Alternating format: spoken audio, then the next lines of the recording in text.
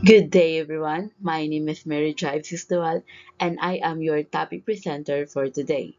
My topic is all about connectionism theory by Edward L. Thorndike. Let's proceed to our classroom rules first. Our classroom rules is all about connect. C stands for cooperate with everyone. O stands for own your activities. N stands for nurture respect. Another N stands for never give up. E stands for engage in learning. C stands for care for the classroom. And T stands for think positively. Next, Edward L. Thorndike's conditionalism theory. Let's proceed to our objectives. At the end of the lesson, the students will be able to explain Thorndike connectionism theory in behavioralism. Next, discuss the principles of Thorndike's connectionism theory and cite the three laws of Thorndike's connectionism theory. Who is Edward L. Thorndike?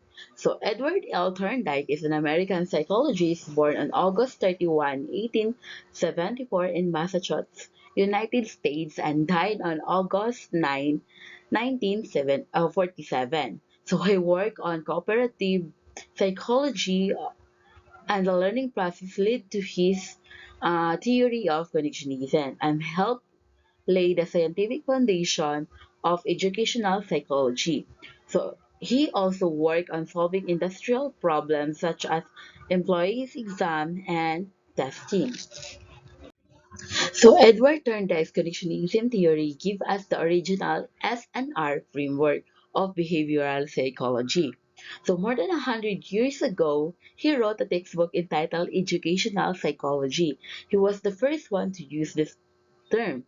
He explained that learning is a result of association between stimuli or S and responses or R. Such association or habits became strengthened or weakened by the nature and frequency of the SNR pairings. The model for SNR theory was the trial and error learning, in which certain processes came to be repeated more than others because of reward. It explains that learning is as the formation of association between stimuli and responses, where these associations are strengthened through repetition and or positive reinforcement. Essentially stating that learning occurs when a behavior is rewarded, and this model is based on the idea of trial and error. The SNR framework, the core concept is that learning occurs through establishing connection between the stimuli or what triggers the our responses and the responses the action taken response to the stimuli. Let's proceed to the three primary law of connectionism theory. First is the law of effect. Second is the law of exercise. Uh, Third is the law of readiness. The first law of connectionism theory is the law of effects. The law of effects states that connection between stimulus and responses is straightened when the consequence is positive, and the connection between the stimulus and responses is weakened when the consequence is negative. So but Thorndike later on revised this law because he found out that negative rewards or the punishment do not necessarily weakens the bond, and the positive or seemingly pleasurable consequence do not necessarily motivate the performance of the students. For examples of this is that students who are raising their hands and correctly answering the question receives the praise and positive feeling, making them more likely to participate in class again. That's the first theory. Kanang sa wala pa siya gi-revise ni Thorndike. So, kung mas rewarded, kung na-reward, mas kanaang willing mo participate balik ang mga students. So they're more likely motivate to participate in class. Next, so the law of exercise tells us about more an SNR or stimulus or responses. One is more practice, the stronger it will become. So practice makes perfect. So seems to be associated with this. However, like the first law, the law of effect and the law of exercise is also had to be revised when Thorndike found out that practice without the feedback do not necessarily enhance the performance. So, for example, a piano player became more skilled through the regular practice and making the connection between the stimulus and the response stronger. But sadly, without the good feedback, dili kayo niya ma-perfect ang iya ang performance kay wala may good feedback na gihatag sa iya. So even though skilled kaayo siya, wala ra gihapoy kana ang mahimong good performance. So next, next is the third law of Connectionism theory. So the law of readiness. This states that the more readiness the learner has to respond to the stimulus, the stronger it will be bond between them. So when a person is ready to respond to the stimulus and is not made to respond, it becomes annoying to the person. For example, if the teacher says, if you will watch the movie that you've been waiting for. So and then suddenly the powers goes up. So the students will be feel frustrated because they were ready to respond to the stimulus and was prevented from doing so. So likewise, if the person is not all ready to respond to the stimuli and asked to respond, that also become annoying. So for for instance, the teachers calls the students to stand up and recite. And then the teachers ask the question and expect the students to respond right away when the students is still not yet ready. So this will become annoying to the students. That's why teachers should remember to say or to ask the question first and wait a few seconds before calling out anyone to answer the question. So next is all about the derived principles from Thorndike's connectionism.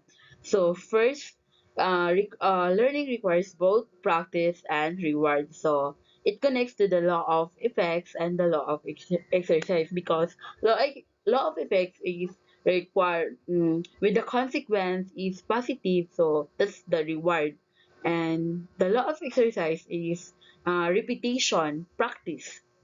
So second, a series of S and R connection can be chained together if they belong to the same action or sequence. So the law of readiness, ready to respond. Third is the transfer of learning occurs because of previously encountered situation. Fourth, intelligence is a function of the number of connection learned. Next. Now, let us proceed to John B. Watson. So, John Bruce Watson was an American psychologist who popularized the scientific theory of behaviorism, so establishing it as a psychological school.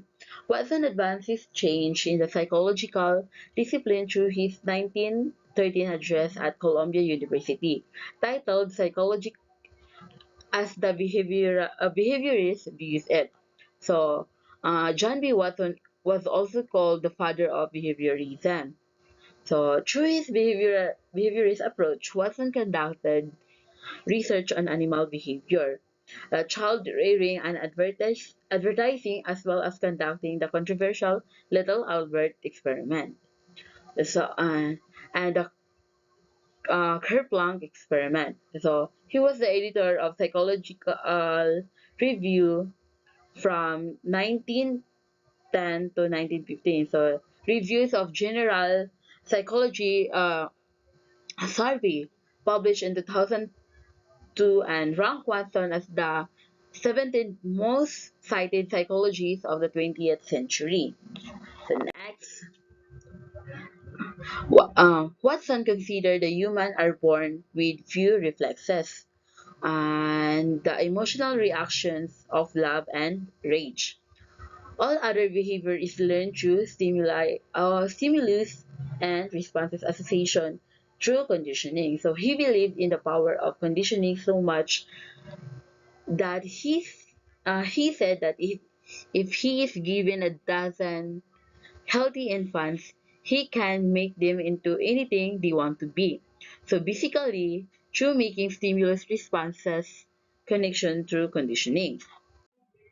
Experiment on Albert. Watson applied classical conditioning in his experiment concerning Albert, a young child, and a white rat. So, in the beginning, Albert was not afraid of the rat, but Watson made a loud noise each time Albert touched the rat. So, because Albert was frightened by the loud noise, he soon became conditioned to fear and avoid the rat. So later, the child responses was generalized to other small animals. So now he also afraid of the small animals. Wasn't this extinguished or made the child unlearn by showing the rat without the loud noise? So Watson clearly proved that emotion can be learned. So by the conditioning. So surely Watson's research methods should be questioned today. So nevertheless, his works did clearly shows that the role of conditioning in the development of emotional responses to certain stimuli, they may be, this may help understand the fears, phobias, and prejudices that people develop. So, and that's all. Thank you.